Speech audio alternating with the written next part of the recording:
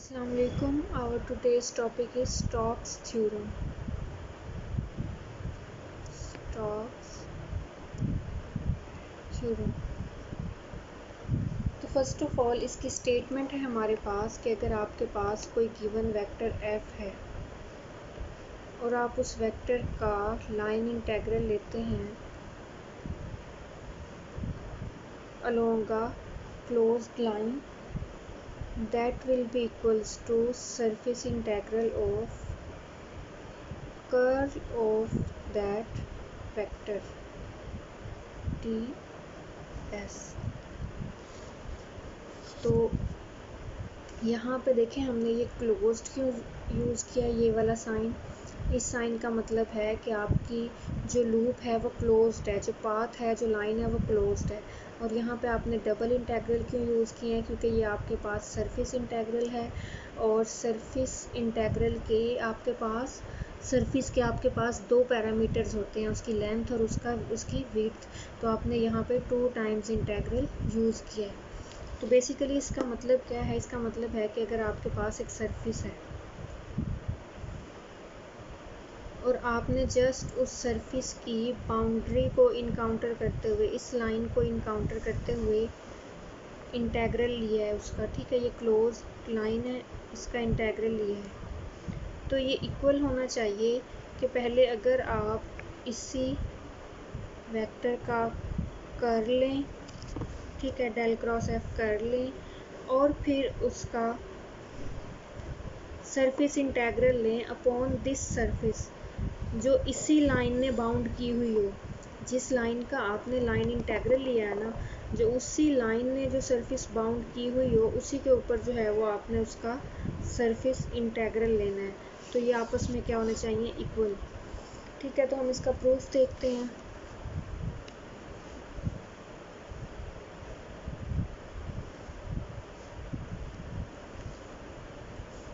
Space के reason के अंदर हमने ये लाइन ले ली, इसको हमने ट्रेस किया एंटी क्लॉकवाइज डायरेक्शन में, ठीक है। तो यहाँ पे इसके पॉइंट्स पे क्या है, वैल्यू f है वेक्टर की f। तो इस डायरेक्शन में f का x कंपोनेंट होगा, इस डायरेक्शन में f का y कंपोनेंट होगा और इस डायरेक्शन में f का z कंपोनेंट होगा। तो सबसे पहले आप क्या करें कि ये जो आपकी सरफेस है जिसको आपने एंटी क्लॉकवाइज डायरेक्शन में ट्रेस किया हुआ है, ठीक है, एंटी क्लॉकवाइज डायरेक्शन में जिसको आपने ट्रेस किया हुआ है,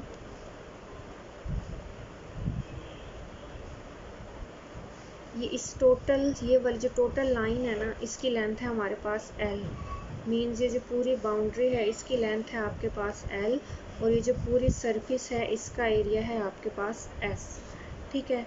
अब आप क्या करें कि इस सरफेस को स्मॉलर एलिमेंट्स में आप डिवाइड कर दें।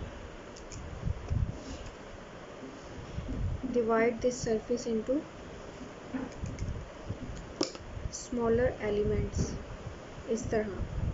वो स्मॉलर एलिमेंट होने चाहिए इक्वल लेंथ के, ठीक है। तो इस सरफेस को आपने स्मॉलर एलिमेंट्स में डिवाइड कर दिया, ठीक है। ये यहाँ पे इक्वल नहीं बने पर ये इक्वल है। अब हर एलिमेंट को भी ट्रेस करें एंटी क्लॉकवाइज डायरेक्शन में। देखिए जब मैं इस लाइन को ट्रेस कर रही हूँ तो ये डायरेक्शन अपर साइड पे जाएगी ऐसे और ऐसे।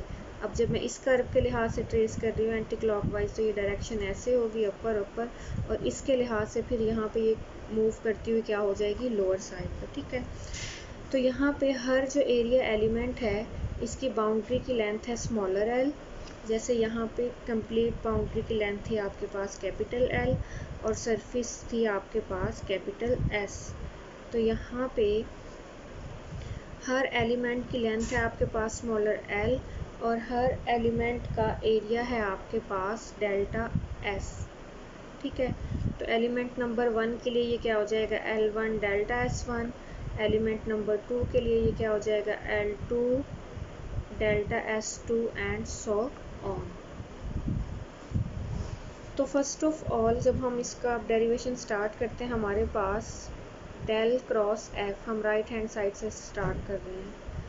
तो डेल क्रॉस एफ, इसकी हमने लास्ट वीक में कर्ल की और लाइन इंटेग्रल की आपस में एक फ़िज़िकल सिग्निफिकेंस पढ़ी थी कि लाइन इंटेग्रल जो है वो आपको मैक्सिमम वैल्यू ऑफ कर्ल देता है, या कर्ल जो है वो आपको maximum value of line integral देता है। तो डेल क्रॉस एफ जो है ये आपको क्या देगा, value of line integral per unit area.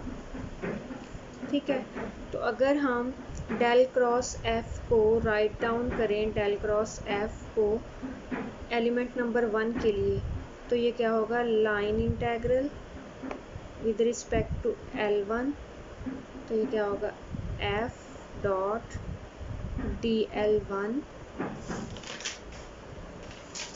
ठीक है, यहाँ पे हम इसको DL ही कर देते हैं क्योंकि यहाँ पे हमने L1 मेंशन कर दिया है। अब क्या है, line integral per unit area, तो इसका यूनिट एरिया हमारे पास इसका क्या है, डेल्टा S1। तो डेल्टा S1 यहाँ मल्टीप्लाई हो रहा है, उस साइड पे जाके आ जाएगा डिवाइड, सॉरी यहाँ डिवाइड हो रहा है, उस साइड पे जाके क्या हो जाएगा, मल्टीप्लाई।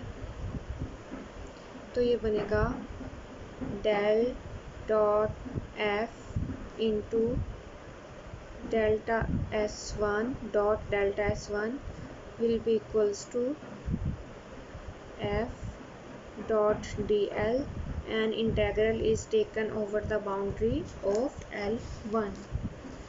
तो इसी तरह जब हम एलिमेंट नंबर 2 के लिए लिखेंगे तो ये क्या बन जाएगा, डेल क्रॉस आना था, डेल क्रॉस, सॉरी यहाँ पे भी डेल क्रॉस आना था, डॉट हो गया,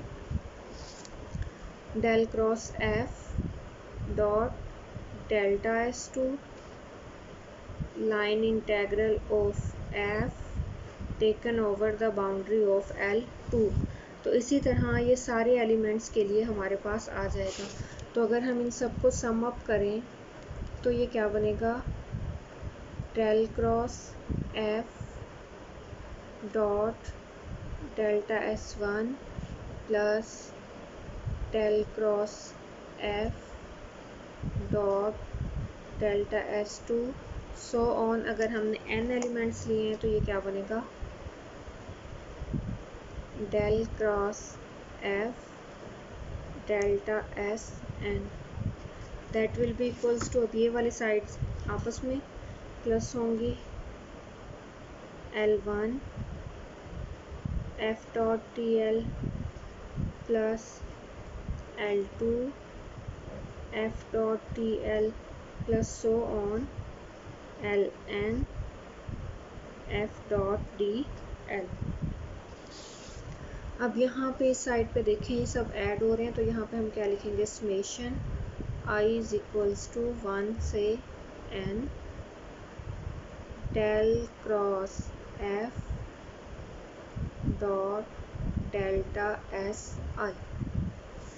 तो अगर हम लिमिट अप्रोच कर दें कि नंबर ऑफ़ एलिमेंट्स जो हमने लिए हैं वो बहुत ज़्यादा हैं, नंबर ऑफ़ एलिमेंट्स जो हैं वो इन्फिनिटी को अप्रोच कर रहे हैं, तो इसका मतलब है डेल्टा S उतना ही स्मॉल होता जाएगा। देखें जितने आप नंबर ऑफ़ एलिमेंट्स बढ़ाते जाएंगे उतना ही एरिया क्या होता जाएगा, हर स्मॉल बॉक्स के अंदर क्या होता जाएगा, स्मॉल।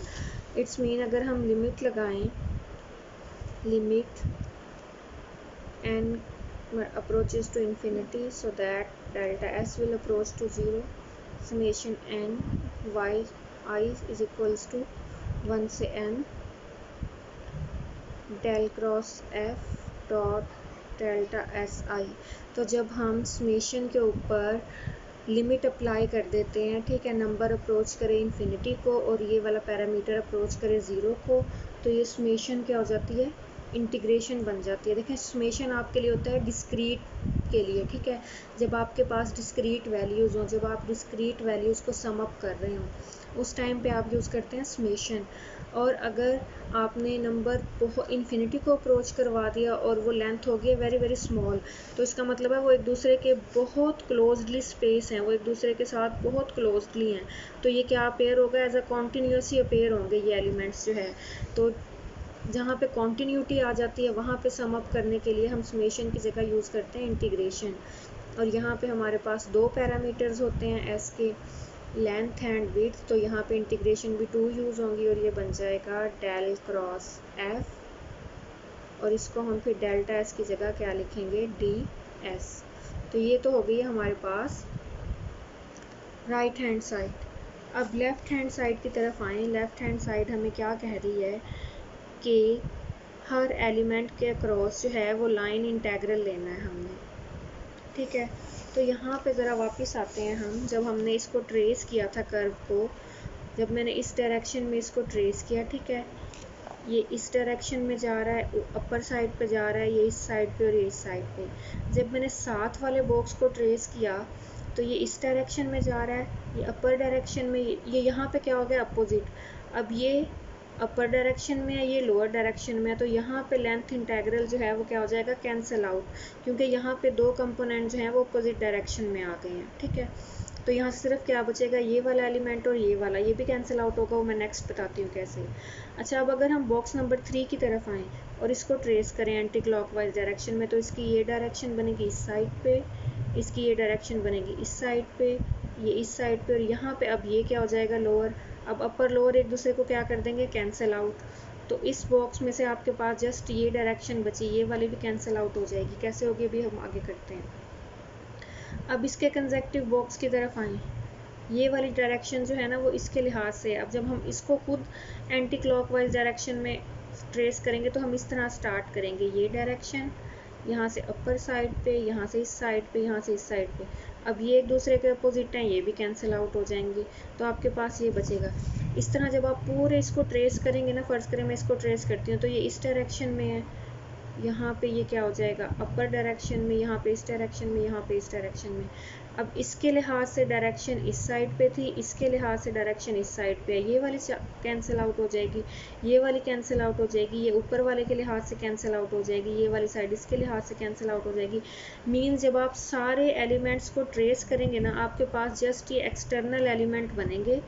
ये जो इंटरनल एलिमेंट होंगे ना, ये हर एलिमेंट के अंदर, हर साइड के अंदर, जहाँ पे भी ये लाइन दो बॉक्सेस में शेयर हो रही होगी, वहीं पे दोनों अपोजिट डायरेक्शन एक दूसरे को कैंसिल आउट करेंगी जब आप सेपरेट बॉक्स को एंटी क्लॉकवाइज डायरेक्शन में ट्रेस आउट करेंगे। तो आपके पास जस्ट सबका सम जो है वो जस्ट ये वाली बाउंड्री बच जाएगी। इट्स मीन इस वेक्टर का तमाम एलिमेंट्स के अराउंड जब आप लाइन इंटेग्रल लेंगे तो जो बॉक्सेस शेयर हो रहे हैं वो सारे आपस में उनकी साइड्स कैंसिल आउट हो जाएंगे। आपके पास जस्ट एक्सटर्नल बाउंड्री के अराउंड जो है, आपके पास जस्ट एक्सटर्नल बाउंड्री के अराउंड रह जाएगा लाइन इंटेग्रल। तो आपका ये सम इक्वल हो जाएगा line integral along the boundary, और वो बाउंड्री की लेंथ आपके पास क्या है, कैपिटल एल। तो यहाँ पे आपकी ये लेफ़्ट हैंड साइड इक्वल हो गई है राइट हैंड साइड के, आपका लेंथ इंटेग्रल इक्वल आ गया है del cross F with respect to the surface integral.